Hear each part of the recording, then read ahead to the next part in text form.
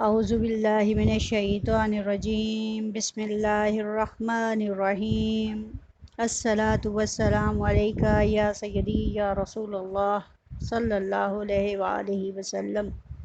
अस्सलामु अलैकुम अज़ीज़ तलबा व तालिबात। आज हम जमात हश्तम का सबक नंबर 3 हज और उसकी आलमगीरियत पढ़ेंगे। सफ़ा नंबर 13 सारे बच्चे निकाल लें। हज और उसकी आलमगीरियत, सफ़ा नंबर 13। हज इस्लाम का 5वां बुनियादी रुकन है। पहला कौन सा था? कलमा तय्यबा, दूसरा नमाज, तीसरा रोज़ा, चौथा ज़कात और 5वां हज। हज के लुग़वी मानी हैं ज़ियारत का इरादा करना। हज के लुग़वी मानी लुगत के एतबार से यानी ज़ुबान में हम इसको क्या कहते हैं? ज़ियारत का इरादा करना। और शरई माना इसके क्या हैं? शरीयत में हज ये है कि उसमें एक मुसलमान बैतुल्लाह शरीफ की ज़ियारत का इरादा करता है। किसका? कि इसमें एक मुसलमान बैतुल्लाह शरीफ की ज़ियारत का, उसको देखने का, उसको उस पर हाज़री देने का इरादा करता है। और मेरे ख़्याल में दूसरी बात जो इसमें शामिल होनी चाहिए वो ये कि रोज़ा रसूल सल्लल्लाहु अलैहि वसल्लम पर हाज़री, वहाँ दुरूद व सलाम पेश करने का भी ज़रिया है। क्योंकि मुसलमान जब हज करने जाते हैं, अगर कोई पहले दिनों में चला जाए, अपनी परवाज़ के पहले दिनों में चला जाए, तो वह रोज़ा रसूल सल्लल्लाहु अलैहि वसल्लम की ज़ियारत पहले दिनों में कर लेता है, हज अपने मखसूस अय्याम में करता है। जबकि अगर उसकी परवाज़ आखिरी दिनों की हो तो वो हज के मनासिक पहले अदा करता है और रोज़ा रसूल की ज़ियारत बाद में करता है। तो इस वाक़े की तरफ यानी हज को बयान करने से पहले मेरा ख़्याल है ये ज़रूरी है कि मैं आपको हज की अंदर जो मनासिक हैं और उसमें आपको अक्सर औक़ात आपको पता चलता है कि इसमें कुर्बानी करना, ज़िलहज्जा की 10 तारीख़ को कुर्बानी अदा की जाती है। और कुर्बानी हमें किस चीज़ की याद दिलाती है? हज़रत इब्राहीम अलैहिस्सलाम और हज़रत इस्माईल अलैहिस्सलाम की कुर्बानी के बारे में याद दिलाती है। हज़रत इब्राहीम अलैहिस्सलाम को अल्लाह ताला ने नबी चुना तो इर्द गिर्द हालात ख़राब थे। सबसे पहले तो वालिद से बुतों की पूजा पर इख्तलाफ हुआ तो वहाँ से घर से निकल आए, घर छोड़ दिया। उसके बाद नमरूद से मुठभेड़ हुई तो नमरूद ने खुदाई का दावा कर दिया, जबकि हज़रत इब्राहीम अलैहिस्सलाम ने ये बात वाज़ेह तौर पर महसूस की कि जिस खुदा ने पैदा किया है, कोई और शख्स कोई खुदाई का दावा नहीं कर सकते। एक मरतबा हुआ ये कि कुरान मजीद में इसका ज़िक्र है कि हज़रत इब्राहीम अलैहिस्सलाम ने सूरज को देखा कि वो बहुत ज़्यादा रोशनी देता है, तपश दे रहा है, तो उन्होंने अपने बचपन के दिनों में उसी को खुदा समझ लिया।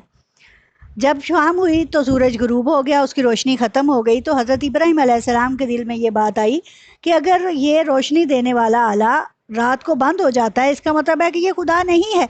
उसके बाद उनकी नज़र रात को आसमान पर चाँद पर पड़ी, तो चाँद ने भी यही कुछ किया कि रात भर रोशनी दी, सुबह को मादूम हो गया।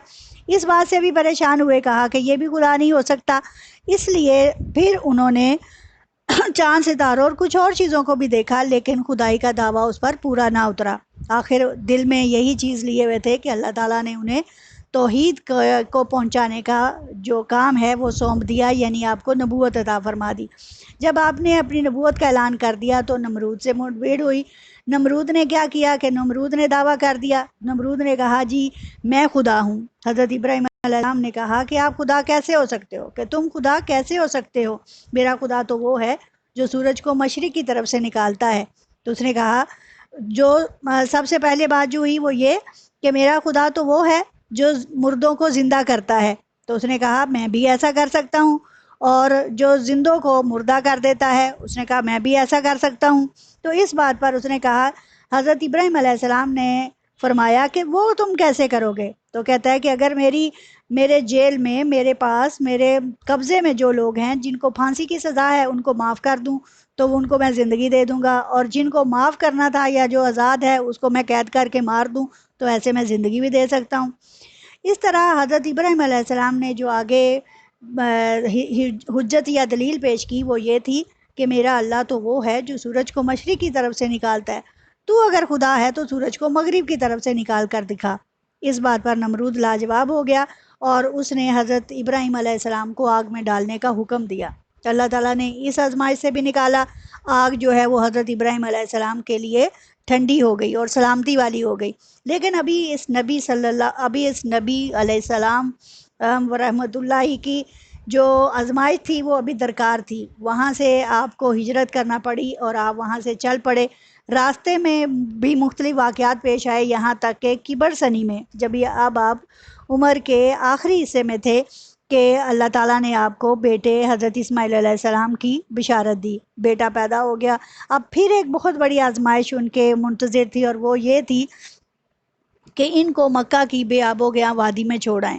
جب حضرت ابراہیم علیہ السلام حضرت اسماعیل علیہ السلام کو مکہ کی وادی میں لے کر آئے تو وہاں نہ پانی تھا، نہ چارہ تھا، نہ سبزہ تھا، زندگی کے آثار بالکل نہیں تھے. اس بات سے وہ پریشان ہوئے، لیکن اللہ تعالیٰ کا حکم کیا تھا کہ بچے کو اور اس کی ماں کو وہیں چھوڑنا ہے اور پیچھے مڑ کر نہیں دیکھنا. جب آپ نے ایسا ہی کیا تو بچہ بلک رہا تھا، رو رہا تھا، ایڑیاں مار رہا تھا، لیکن والد کو حکم نہ تھا. آپ واپس چل دیے. اس پر کیا ہوا کہ حضرت ہاجرہ چونکہ اللہ تعالیٰ کے نبی کی بیوی تھی، انہیں بھی آزمائش کا اندازہ تھا، تو انہوں نے اس چیز کا سوال نہیں کیا کہ ہمیں یہاں کیوں چھوڑے جا رہے ہیں، بلکہ انہوں نے اس آزمائش میں پورا اترنے کی ٹھان لی. اب حضرت ہاجرہ اپنے بچے کے لیے پانی کی تلاش میں کبھی صفا اور مروہ، وہاں 2 پہاڑیاں تھیں، ان کے درمیان بھاگتی رہیں کہ کسی طرح پانی مل جائے. تو 7 چکر انہوں نے لگائے اور اس سلسلے میں انہیں پانی نہ ملا، یہاں تک کہ ندا آئی کہ جاؤ اپنے بیٹے کو دیکھو کہ اس کے پاس پانی موجود ہے. کہا جاتا ہے کہ یہ ندا حضرت جبرائیل علیہ السلام کی تھی. پھر وہاں سے جب آپ واپس لوٹتے ہیں تو کیا دیکھتے ہیں کہ بچہ جو ہے وہ ایڑیاں مار رہا ہے، اور ایک دم سے ایڑی ماری تو وہاں سے پانی نکل پڑا. تو پانی جو ہے وہ جیسے ہی کناروں سے باہر یعنی کہ پھیلنا شروع ہو گیا، تو حضرت ہاجرہ علیہ السلام نے کیا کیا کہ اس پانی کو اپنے ہاتھوں سے روکا اور کہا زمزم، ٹھہرو، رک جاؤ. اس طرح زمزم پانی کا وہی چشمہ جو بچے کی ایڑی لگنے سے پھوٹا تھا، اس چشمے کا نام زمزم رکھ دیا گیا. اور اس کے بعد وہاں پہ چونکہ عربوں میں کیا تھا کہ صحرائی علاقے تھے، جہاں لوگ پانی دیکھتے تھے وہاں پڑاؤ ڈال لیتے تھے. آہستہ آہستہ لوگوں کے قافلے وہاں رکنے شروع ہوئے اور وہ آب زمزم استعمال کرتے، اور اس کے ذریعے یہاں زندگی کا جو نظام ہے وہ چل پڑا. اس کے بعد ابھی اور مزید پھر حضرت ابراہیم علیہ السلام کو حکم ہوتا کہ وہ کبھی کبھار اپنے بیٹے کو جا کر مل سکتے ہیں، تو وہ آ کر ملتے. اسی طرح جب آپ جوان ہو گئے تو دونوں باپ بیٹے نے خانہ کعبہ کی دیواروں کو اونچا کرنے کی ٹھان لی، کیونکہ اس وقت خانہ کعبہ کا جو ہے وہ تقریباً اس کے آثار ختم ہوتے چلے جا رہے تھے. تو وہاں پہ انہوں نے چھوٹی چھوٹی دیواریں بنا کر اس کو تعمیر کرنا شروع کر دیا. اس وقت حضرت ابراہیم علیہ السلام اور حضرت اسماعیل علیہ السلام نے وہاں بہت ساری دعائیں جو ہیں وہ مانگی، اور ان دعاؤں کا ذکر قرآن مجید میں موجود ہے. ان میں سے ایک دعا یہ بھی تھی کہ یا اللہ ان لوگوں میں انہی میں سے ایک پیغمبر بھیجنا جو ان کو کتاب و حکمت کی تعلیم دے اور انہیں پاک کر دے. چنانچہ نبی کریم صلی اللہ علیہ وسلم حضرت ابراہیم علیہ السلام کی اسی دعا کا نتیجہ ہے، اسی دعا کا ایک ذریعہ ہے. ٹھیک ہے، چونکہ یہ بات تو طے تھی کہ اللہ تعالیٰ نے پیغمبروں میں سب سے پہلے نبی حضرت آدم علیہ السلام اور پیغمبروں میں سب سے آخری حضرت محمد صلی اللہ علیہ وسلم کو چنا ہوا تھا. لیکن یہ نظام کا جو سسٹم چلا آ رہا ہوتا ہے یا نظام ہوتا ہے، اللہ تعالیٰ نے اس کو باقاعدہ پلان کیا ہوا تھا، اور اس کے مطابق یہ سارا نظام چلتا ہی آ رہا تھا. اور ان میں ایک دعا جو حضرت ابراہیم علیہ السلام کی تھی وہ قبول ہوئی. اور اس طرح اب آپ دیکھیں کہ اس کے اندر کتنے ہی مناسک حج ایسے ہیں کہ جو حضرت ابراہیم علیہ السلام کی سنت چلے آ رہے ہیں. اسی لیے ہم دین محمد صلی اللہ علیہ وسلم کو دین ابراہیمی کا بھی نام دیتے ہیں. اب اس میں جو ذکر آپ کو خاص الخاص کرنا تھا وہ حضرت ابراہیم علیہ السلام کا اپنے بیٹے کو ذبح کرنے کا بھی ایک واقعہ ہے، جس میں حضرت اللہ تعالیٰ کو نے حالت خواب میں حضرت ابراہیم علیہ السلام کو کئی مرتبہ یہ بات دکھائی کہ وہ اپنے بیٹے کو ذبح کر رہے ہیں. چنانچہ انہوں نے اپنے اس خواب کا ذکر اپنے بیٹے سے کیا تو بیٹے نے بھی کہا فاصلہ بما تؤمر، جس بات کا اے باپ آپ کو حکم ہوا ہے اس کو کر گزریے. چنانچہ آپ اپنے بیٹے کو لے کر ذبح خانے پہنچے اور وہاں جا کر اپنی آنکھوں پر پٹی باندھ لی تاکہ بیٹے کی محبت آڑے نہ آئے اور اللہ تعالیٰ کے حکم میں کوئی کمی بیشی رہ جائے. انہوں نے آنکھوں پہ پٹی باندھی اور اپنے بچے کے گلے پر چھری چلا دی. لیکن اللہ تعالیٰ کا بھی احسان اور کرم کہ اس نے اس بچے یعنی حضرت اسماعیل علیہ السلام کی جگہ اسی وقت جنت سے آیا ہوا ایک دمبا اس جگہ رکھ دیا، اور اس وقت اس چھری کے نیچے اس دمبے کی گردن آ گئی اور وہ ذبح ہوا۔ باپ نے اپنا کام کر دیا، لیکن جب انہوں نے اپنی آنکھوں سے پٹی اتاری تو بیٹا ایک سائڈ پہ کھڑا تھا اور دمبا جو ہے وہ ذبح ہو چکا تھا۔ اب یہ ہے وہ قربانی کا پیچھے پس منظر کہ جس کے نتیجے میں اس قربانی کو پسند کیا گیا۔ اب یہاں پہ آب زمزم کا پینا، صفا اور مروہ کے درمیان صحیح کرنا، قربانی کرنا، بال منڈوانا، یہ وہ چیزیں ہیں جو ہمیں ابراہیم علیہ السلام کی سنتوں کو تازہ کرتی ہوئی یا ان کو یاد کرتے ہوئے نظر آتی ہیں، جن کو دین ابراہیمی اور حج کے مناسک میں شامل کیا گیا۔ تو چلیں اس کی باقاعدہ پڑھائی آپ صفحہ نمبر 13 نکالیے، اس کے اوپر میں نے آپ کو حج کے لغوی معنی بھی بتا دیے، زیارت کا ارادہ کرنا، اور شرعی معنی میں بھی میں نے آپ کو وضاحت کر دی کہ اس میں ایک مسلمان بیت اللہ شریف کی زیارت کا ارادہ کرتا ہے۔ اب سوال یہ پیدا ہوتا ہے کہ حج کی فرضیت، حج کس پر فرض ہے؟ تو حج کس پر فرض ہے؟ حج ہر بالغ اور صاحب استطاعت مسلمان پر زندگی میں ایک مرتبہ فرض ہے۔ بالغ جو بلوغت کی عمر کو پہنچ چکا ہو۔ زیادہ تر ہم کیا کرتے ہیں، اکثر اوقات والدین اپنے بچوں کو بھی حج کے موقع پر ساتھ لے جاتے ہیں۔ یہ بہت اچھی بات ہے کہ وہ بچپن ہی سے اس چیز کی زیارت کرا دیتے ہیں، یا ان کے پاس اتنے پیسے ہیں کہ وہ اپنی اولاد کو بھی اس میں شامل کر لیں، لیکن ان کا وہ حج جو ہے وہ فرضی حج نہ ہوگا بلکہ نفلی حج شمار کیا جائے گا، کیونکہ حج کے لیے انسان کا بالغ ہونا ضروری ہے۔ اس لیے بچے جب بلوغت کی عمر کو پہنچ جائیں یا باقاعدہ جوان ہو جائیں تو پھر حج کریں تو وہ حج فرضی حج ہوگا۔ اور ویسے بھی حج زندگی میں ایک بار فرض ہے، جس کو موقع ملے، جس کے پاس اتنے پیسے ہوں اور تو وہ ضرور اللہ تعالیٰ کے گھر کا حج کرے۔ حج ہر بالغ اور صاحب استطاعت یعنی جس کے پاس اتنے پیسے ہوں کہ وہ حج کر سکتا ہو مسلمان پر زندگی میں ایک مرتبہ فرض ہے۔ اب زندگی میں ایک مرتبہ فرض ہونے کی کو کیوں رکھا گیا؟ کیونکہ نماز تو دن میں 5 مرتبہ ہے، حج اس لیے زندگی میں ایک بار ہے کہ یہ بہت ہی مہنگا ہے۔ اب دور دراز سے آنے والے لوگ جو ہیں وہ لاکھوں روپیہ لگاتے ہیں تب حج ہوتا ہے۔ میرا خیال ہے میں آپ کو پچھلے دنوں کی بات بتا دوں، جب ہماری یہ نئی گورنمنٹ آئی تو اس نے کیا کیا کہ ایک دم سے حج کی قیمتوں میں اضافہ ہو گیا۔ وہی حج جو ہے 3-3.5 لاکھ میں ہوتا تھا وہ 5 لاکھ سے زیادہ کر گیا، تجاوز کر گیا۔ تو اس پر بہت سارے لوگوں نے، جنہوں نے اتنے پیسے اکٹھے کیے ہوئے تھے، بلکہ زیادہ تر پاکستانی یا غریب طبقہ جو ہے وہ کیا کرتے ہیں کہ وہ بیچارے اپنی زندگی میں تھوڑے تھوڑے پیسے اس کے لیے نکالتے ہوئے بچت کرتے ہیں تاکہ ہم حج کر سکیں۔ تو ان میں سے بہت سارے لوگ ایسے ہوئے کہ جو حج ادا نہ کر پائے۔ اور پھر آج کل تو ویسے بھی لاک ڈاؤن کا سلسلہ شروع ہو گیا، وائرس کا سلسلہ ہوا، تو اس میں ویسے ہی حج بیت اللہ کو بند کرنا پڑا۔ لیکن الحمدللہ اب سعودی حکومت نے اس کی اجازت دے دی ہے کہ باہر سے تو لوگ نہ آئیں، یہ ان چیزوں کا خیال رکھتے ہوئے، لیکن جو سعودی عرب کے اندر ملکی اور غیر ملکی لوگ موجود ہیں وہ حج کرنے آئیں اور SOPs کا خیال رکھتے ہوئے حج کی ادائیگی کا فریضہ انجام دیں۔ آپ نے دیکھا کہ جن دنوں آپ وہ طواف روک دیا گیا تھا تو کیا ہوا تھا کہ پرندوں نے آ کر اللہ تعالیٰ کے گھر کا طواف کیا، فرشتوں نے اللہ تعالیٰ کے گھر کا طواف کیا، اور کئی ایسے معجزات، کئی ایسے کرشمے آپ کو دیکھنے کو ملے۔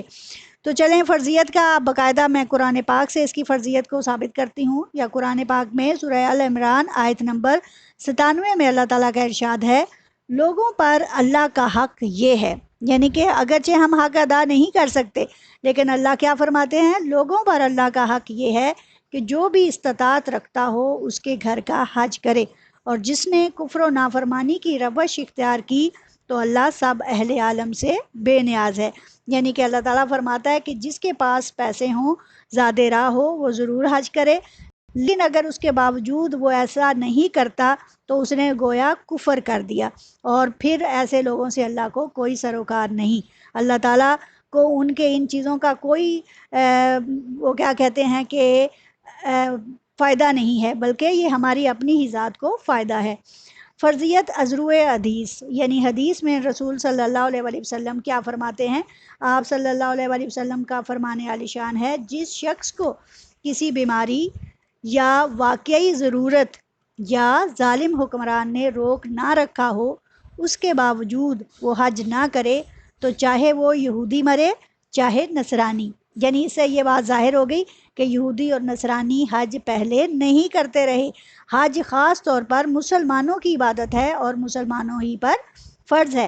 اس میں 3 آپشن آپ صلی اللہ علیہ وسلم نے پیش کیے۔ پہلا یہ کہ اگر کسی کو بیماری ہے، یعنی ایسی حالت ہے کہ وہ بستر مرگ پر ہے، چل پھر نہ سکتا ہو، کیونکہ یہ ایک مشقت طلب عبادت ہے، اس میں انسان کو محنت کرنی پڑتی ہے، اس لیے وہ نہ جائے، یعنی کہ کسی بیماری نے اسے روک رکھا ہو یا واقعی ضرورت، یعنی بعض اوقات یہ ہوتا ہے کہ کوئی ایسی ضرورت، مثلا اس نے پیسے اکٹھے کیے لیکن اس کی بیٹی جوان ہے اور وہ چاہتا ہے کہ وہ حج بھی کرے اور بیٹی کا بھی، لیکن ان میں سے وہ پہلا فرض اپنی بیٹی کے فرض سے ادائیگی جو ہے وہ کرے گا، یہ اس کی ضرورت ہو گئی۔ اس کے بعد بعض اوقات یہ ہوتا ہے کہ بعض جگہوں پر کسی ظالم حکمران نے روک رکھا ہوتا ہے، جیسے ہم دیکھ سکتے ہیں کہ اگر کشمیر پر اس وقت بھارت کی جو تعصبانہ رویہ ہے اس کی وجہ سے وہ بعض اوقات مسلمانوں کو حج پر بھی نہیں جانے دیتا۔ اس کے علاوہ فلسطین میں دیکھ لیں مسلمانوں کے ساتھ کیا ہو رہا ہے، تو ایسے حالات میں لوگوں کو حکمرانوں کا جو ظلم ہے وہ بھی حج سے روک لیتا ہے۔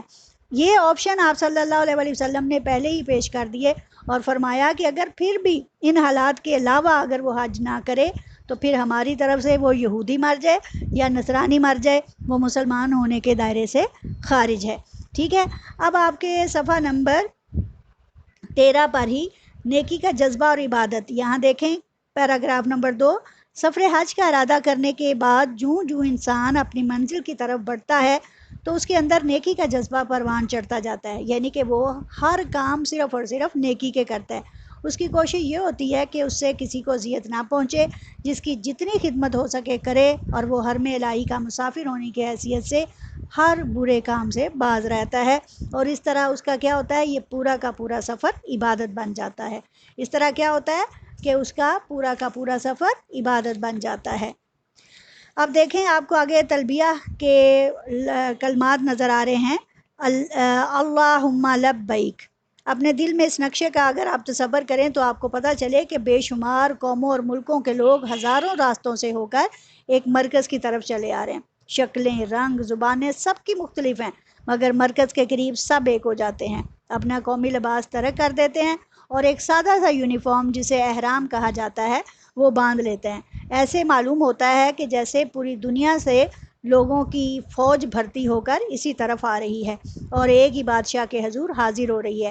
اب آپ ان الفاظ کی طرف ذرا غور کیجئے، لبیک اللہم لبیک، لبیک لبیک لا شریک لک لبیک، ان الحمد والنعمت لک والملک لا شریک لک۔